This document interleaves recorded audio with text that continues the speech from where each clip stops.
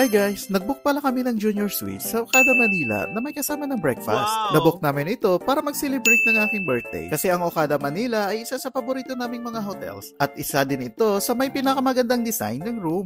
Ang Junior Suites ay may sukat na 100 square meter, merong living room, desk, dalawang toilets na meron sa living room at sa loob ng bedroom, minibar na merong automatic charge pag kinuha mo yung item after 60 seconds, jacuzzi na pwede kang magbabad buong araw at lahat ng kailangan mo ay nandito na din. Ang nabook namin ay 1 king size bed na sobrang elegant ng design. Dalawa din ang TV na meron din sa living room. Meron din silang inihandang complimentary setup at birthday cake. At lahat ng control sa room ay fully equipped with sensors. Katulad ng pag-open ng curtains, lights, at toilet bowl. Naligo din kami sa kanilang swimming pool at narito ang mga prices sa kanilang pool bar.